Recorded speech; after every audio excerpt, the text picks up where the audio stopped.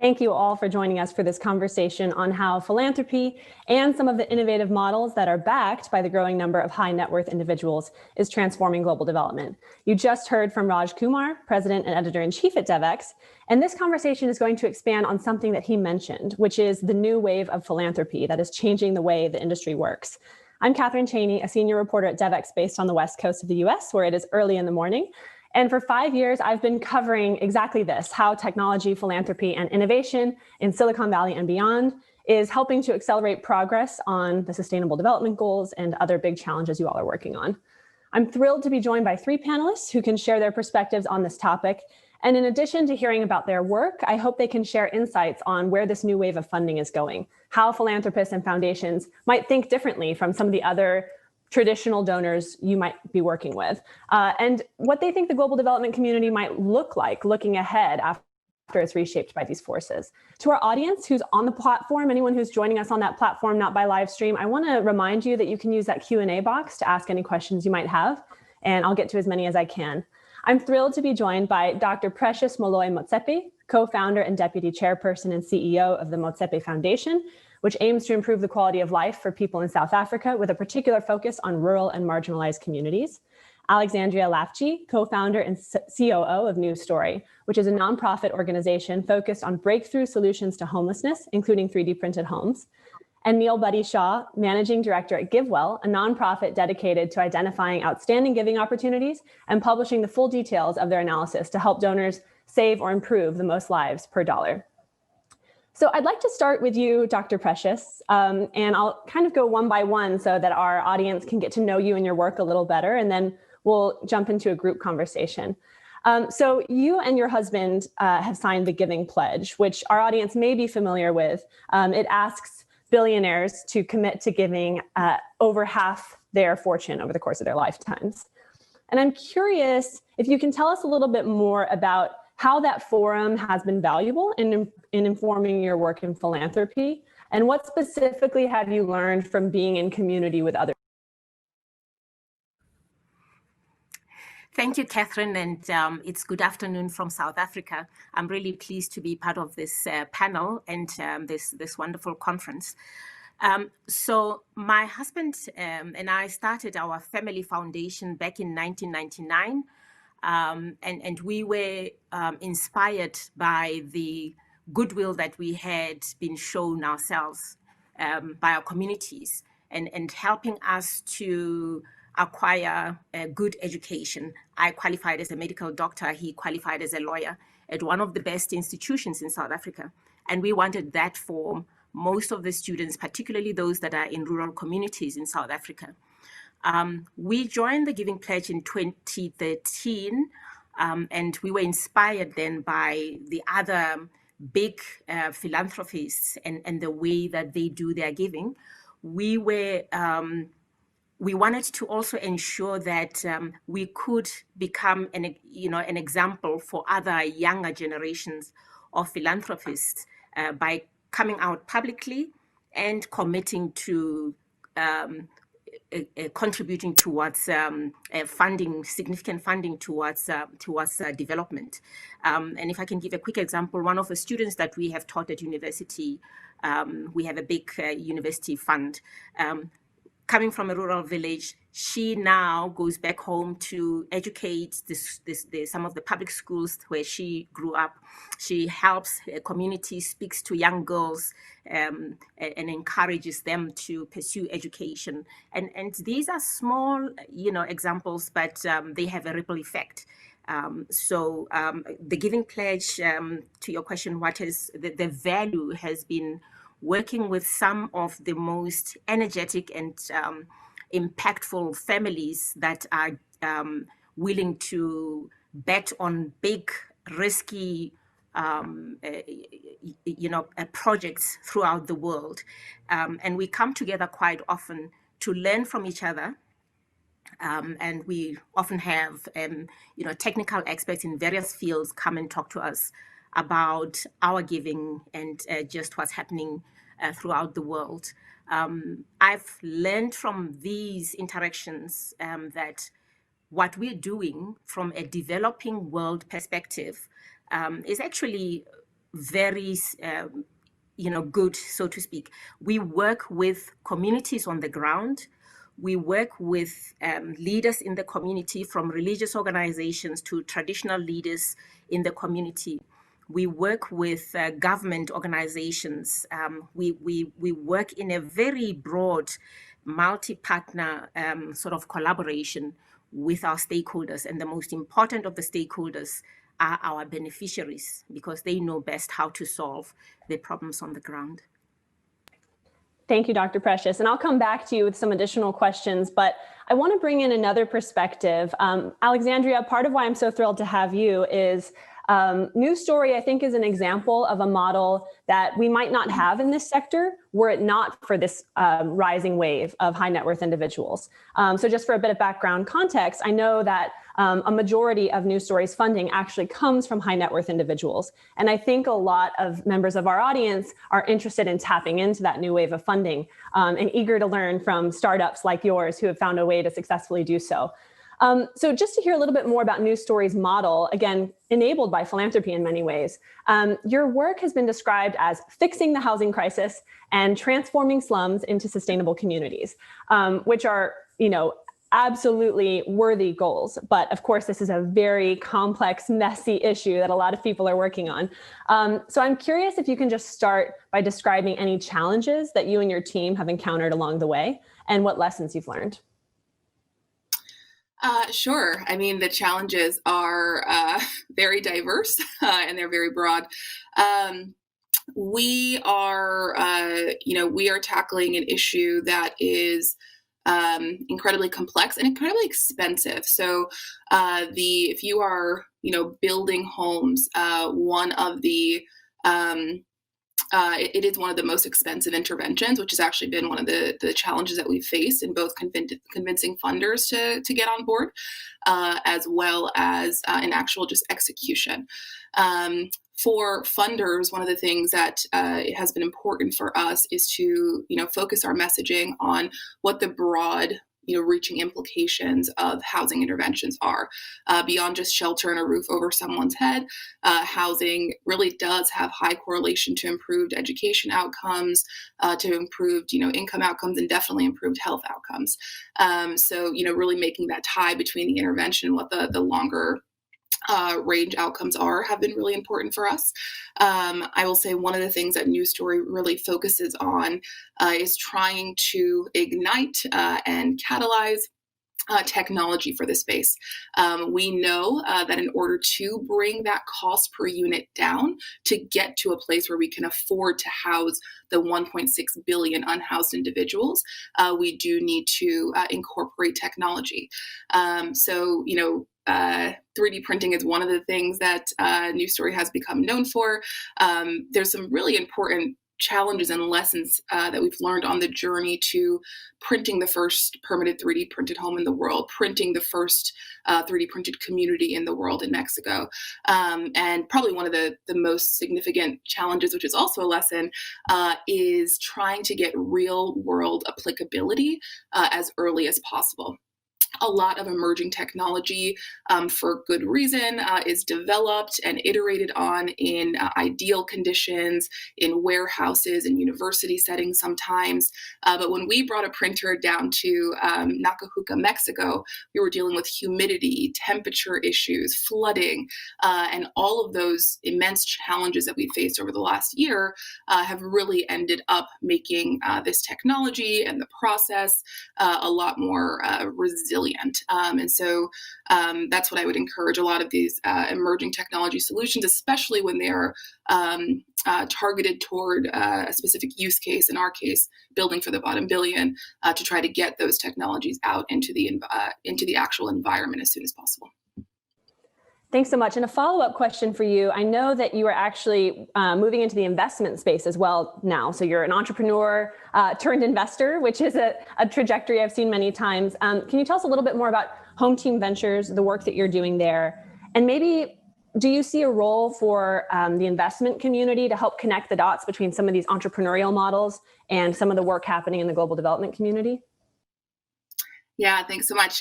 So Home Team Ventures has been a really organic offshoot of News Story, although it seems like an unlikely journey, not one that I intended, to go from the development space, which has been my life's work, and News Story, which has done so much great work in the housing development space, to venture capital. But what we really saw, because we were engaging with built world technologies at News Story, was an immense opportunity to not only support with kind of early prototypes, which we can do with News Story, but to actually get a seat at the table and try to help influence the direction of some of these companies toward impact. And, the best way that I found to get a seat at the table, one of the best ways is by being a funding partner and really helping accelerate the work of these companies. So that's what Home Team Ventures does in a nutshell. We invest in very early stage founders of construction technology companies with the belief that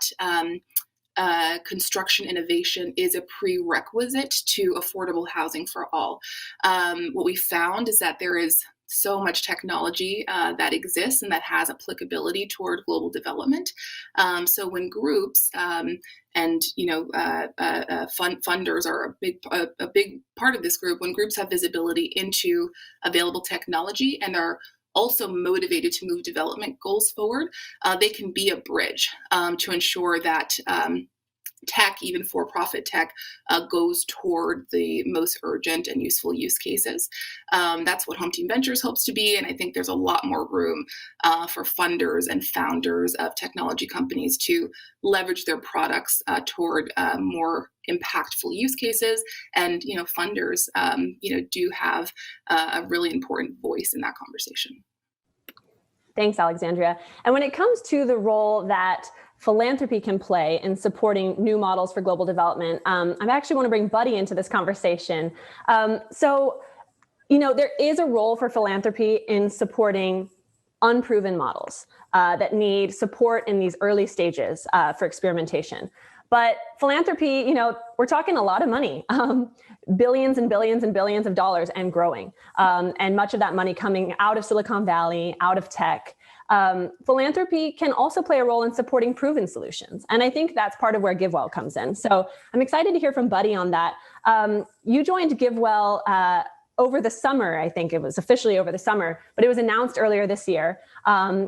I'm sure it's been a pretty challenging year to come in to lead an organization that's very active in the global health space. But one of your mandates has been to connect the efforts at GiveWell with some of the work of the broader international development community, and maybe even direct larger flows of funding toward these proven models. So can you tell us a little bit more about how that's going? Yeah, great. I mean, Catherine, one of the things is to just be more at fora like this at Devex World, to have a greater insight into all the other things that people are thinking about that could improve lives the most. And the second part is just to make more clear what is GiveWell trying to do, and be a bigger part of the conversation of others trying to solve similar problems. So at its core, what we're trying to do at GiveWell is essentially search for and find the programs that save or improve lives the most per dollar. And then direct funding to those things. And so in 2019, we directed over $150 million to programs that are extremely evidence-backed and cost-effective. And we have a high degree of confidence in those because they are based on really rigorous evidence, and there's a lot of on-the-ground verification of the impact of these programs. But one of the things that we noticed is that, we think that there's huge room to learn from others in the sector on a couple of different dimensions. I think the first is to constantly be hearing about new models that could potentially meet this bar of cost effectiveness that our current priority programs have. And that's roughly $3,000 per life saved, in the true sense of actually averting the death of someone who otherwise would have lived. And that's through programs like anti-malarial bed nets, vitamin A supplementation, and others. So the first is just around sourcing new ideas from others in the space.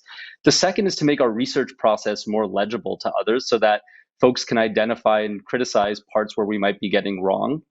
And the third and important piece is just around coordination. I think there's a lot of great intentioned efforts in philanthropy. Things could look very cost effective, but if you're actually crowding out other funders, whether those are multilaterals or national governments, then the actual impact of your philanthropic dollars could be a lot less. And so one example of this has been really trying to coordinate more closely with great colleagues at the Global Fund around identifying the existing funding gaps in malaria. So GiveWell is one of the largest funders of anti-malarial bed nets in the Democratic Republic of the Congo. Global Fund works there quite a bit. And I think without deeper coordination, there's a real chance that both organizations could be crowding one another out or not identifying the most cost-effective places where there are still gaps in bed nets and communities actually need them, and those could save a lot of lives. And so I think there's a huge, just very straightforward coordination function to make sure that the highest priority funding gaps are actually getting filled. But I'd say that this is all very early stage and really just in listening and learning mode at the moment. Totally get that you're in listening and learning mode. And yet, as a reporter, I have to ask, I know that, GiveWell has big plans, big ambitions, and I plan to keep in touch with you about that. But any sort of preview you can give us about where you're headed, whatever you're able to share on the Devex World virtual stage, and otherwise we'll keep in touch. Yeah, definitely. So, historically, we have really been focused on identifying programs that have very rigorous proven evidence of effectiveness. Generally, that there are multiple randomized controlled trials that support that they're not only effective, but also incredibly cost effective. And so, last year of the $150 million that we directed, that our donors directed, a large majority of that went to these highly proven programs in malaria, vitamin A supplementation, deworming, cash transfers. But two things that we're thinking a lot about are, first, are there more leveraged uses of philanthropic dollars than directly funding the delivery of cost-effective programs? And that could look like funding organizations to work with national governments to either convince them to scale up and fund cost-effective programs or to support them in doing so. It also could look like investing in organizations that are pushing for policy change. So thinking about what is the optimal, say, tobacco or alcohol taxation policy in countries where those drive a large health burden. And those are the types of things where, with a smaller amount of money, if you could be changing national policy, it might have very large returns. And I just have a big asterisk around that because I think that type of thinking is very appealing and seductive for philanthropists because they dream of having much more leverage for your dollars. But I think I'd be remiss to say that I think there's a lot of assumptions that go into whether or not that actually is going to be effective. And when we know there are proven ways to save lives and people dying of things such as lack of access to a $5 bed net or a $1 vitamin A supplement, I think that there should be a really, really high bar of scrutinizing what could seem like a good story of a leveraged philanthropic investment, because every quote unquote leveraged philanthropic investment comes with the opportunity cost of not giving that money to proven cheap things that we know save people's lives. And so I think the bar will remain very high as we think about whether there are high leverage opportunities that could beat our current top programs. And then the last thing I'd say is that beyond public health, our main mandate is how do we improve lives the most per dollar? And so we are starting to look at things that are much further afield than what we've already done, that are less measurable, but where we can still have research transparency at how we've arrived at conclusions. And so definitely wading into the water of trying to think about, are there ideas that are much further afield that can improve lives the most per dollar spent? Thanks, Buddy. And I want to bring you all into conversation now around a question I have, which is, as philanthropists look at ways they might want to support social impact, each of them have a different worldview, right? Some might lean more toward what Buddy just articulated, saving the most lives per dollar, or I thought this was powerfully put, averting the deaths of someone who otherwise might have lived. And yet others are thinking about complex problems like climate change, where it might be less clear what individual lives they're saving, but they see this as an urgent priority that needs more of a systems change approach. Then there are these tech models that are sort of experimental and need that early stage support. So I'd actually like to bring Dr. Precious into this, and then really curious to hear Alexandria and Buddy, because I'm sure you have kind of different takes. But Dr. Precious, can you tell us a little bit more about how you figure out what causes to prioritize. I know, for example, that the Motsepe Foundation has just given a lot of money for the COVID-19 response in Africa. So through what lens do you look at what philanthropic bets make sense? So I think when we started the foundation, and what we've always preached when we are giving, is that we want to ensure that we can have communities that are self-sustaining. Our model is to help people, and as the saying goes, to teach people how to fish rather than to give them the fish. And that's why our focus on education is one of our biggest priorities. The other priority that we have focused on is social entrepreneurship on the continent, because we believe that social entrepreneurs, because of the way that they work, they have a social impact, and their businesses are usually focused on sustainability as well. We think that this is a model that would really be impactful on the continent. I like what you said about systems change, because some of the problems that we look at, particularly in the developing world, are so interconnected and very, very complex. So we look at projects also through that lens, and we use others who know more around these subjects, such as the project that we fund at Harvard Kennedy School for Social Innovators, and another one that we work with the Milken Institute on, at creating prizes that where people would identify really, really intractable problems on the continent, and then work in collaboration cross-sector to ensure that we can tackle these social problems. So I think we adapt various models. We've seen how technology has helped to raise funds outside of the commitments that we made. Ordinary people just donating from $50 towards COVID relief. Just recently, the university where I'm chancellor, some students have come up with apps that will help us to deal with the issue of gender-based violence in South Africa, which is a serious problem. So we are, shall I say, hybrid, but what is important to us is ensuring that our communities can be self-sustaining and self-efficient. Yeah, you mentioned the hybrid approach. I've also heard it described as a portfolio approach. In fact, sometimes I think what is often described as the world of effective altruism, looking at philanthropy through that lens of how much good you can do per dollar in a very rigorous way. Sometimes I think the easiest way for philanthropists to ease into that is to consider that as part of their portfolio. It doesn't mean you have to give everything to bed nets, for example, for malaria, but maybe consider as part of your portfolio, where do you get those high leverage points. But maybe another part of your portfolio has to do with tech. So with that, I'll bring in Alexandria. Alexandria, how do you and then the team at News Story make the case to donors? I know that you, again, have a lot of high net worth individuals supporting your work. That's a bet worth investing in. And how do you frame something that might be more experimental at the outset? Yeah, and I think it maybe instead of just talking about tech, we do focus on experimental or being a little bit more risk tolerant, because I do think that is important for philanthropists to have that as part of the portfolio. I'm thinking about a past life, it feels like, where I was a Teach for America educator. I taught in Southeast Washington, D.C. For a number of years.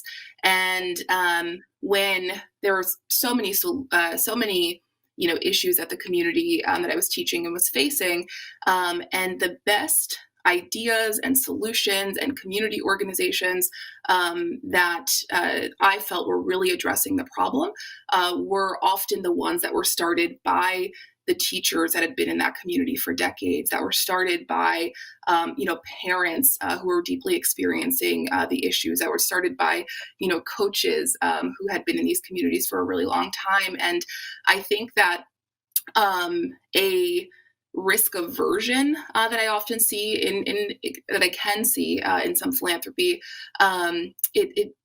it creates a barrier to some of these really great solutions getting off of the ground. If we are, not taking risks because something isn't evidence-backed yet, or because the cost per life save isn't optimized yet, or even in a different part of my world now, venture capitalists who think the idea is too capital intensive, they don't have patient enough capital. All of that is kind of under the umbrella of risk aversion.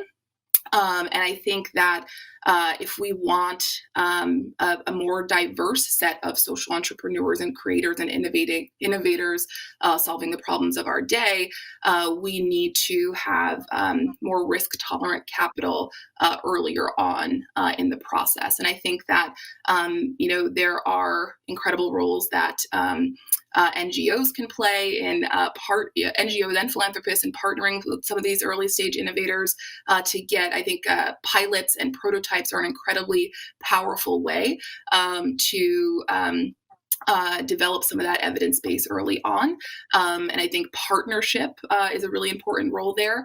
One of the things that I think, I'm really proud of at News Story is because we do build housing developments, we are looking for those innovators in the built environment and giving them the opportunity to come into our communities and try and test something in, a real world application way earlier than they would likely have the opportunity to do beforehand, because we understand that that can be really catalytic to getting that future funding they need to grow their idea. And I'll say maybe what I might offer, some of the most interesting work I'm actually seeing here is with government. The U.S. Department of Energy, actually, in my world for the built environment, they're finding some of these early stage technology companies and funding them, giving mentorship really early on. And if we want the next generation of proven solutions, we do need to make room, and we do need to increase our risk tolerance and fund some of these ideas and innovators early on, be it tech or other riskier bets. Thanks so much. And I love that you reframed and broadened the lens from tech to riskier bets. I think that's well put. Buddy, I want to bring you into this. And, prior to GiveWell, you were at ID Insight. I know impact evaluation has been a big part of your international development career. And I'm wondering if you can just speak to, in the limited time we have left, where RCTs and impact evaluation are useful, but also their limitations when it comes to philanthropy and its growing influence in global development. Yeah, it's a great question. I think at the core, what impact evaluation and randomized controlled trials allow philanthropists to do is actually know what is the impact of their program and how far is their dollar going in improving lives. And so, I think being able to nail that down is something that, at least for a particular type of philanthropist and government, gives the confidence that a program is actually improving lives to the extent that we want, rather than just sitting around a table and arguing about whether it may or may not. So one is just pinning down the impact. I think that gives people confidence and hopefully crowds in more funding, whether that's national government funding or philanthropic capital. I think the other thing is that it's actually very conducive to a lot of what Alexandria was saying of taking riskier bets. And one challenge of taking riskier bets is that if you don't have rigorous impact evaluation, you'll never know which risky bets actually improved lives substantially. And so with impact evaluation, I think what it allows one to do is say, all right, we're going to take all these bets. We're going to have a clear bar for what is effective, and then do an impact evaluation based on the results of that. We'll actually know which of those 10 bets we should scale up and which not. And that's something that GiveWell did 6 years ago, invested in an organization called New Incentives working in Northwest Nigeria, trying to increase the immunization rates because they're very low immunization rates and a lot of kids were dying unnecessarily. And there was a risky innovation-oriented bet, but there was a clear bar for success that you had to clear a certain dollars per death averted target. The only way to know that is to do the impact evaluation. And so over a period of 7 years, we went from innovation grant to impact evaluation to large scale scale up. And so I think there's huge benefits where impact evaluation is to risk taking. I think, the big limitation is just that there are certain types of interventions that are not amenable to impact evaluation. And so I think rather than thinking about it as— I'm so sorry. Yeah. I have to cut you off just because we only have about 10 seconds left. So let's keep in touch about what models cannot be tested by impact evaluation. We're back to back today, but thank you all so much, and to be continued.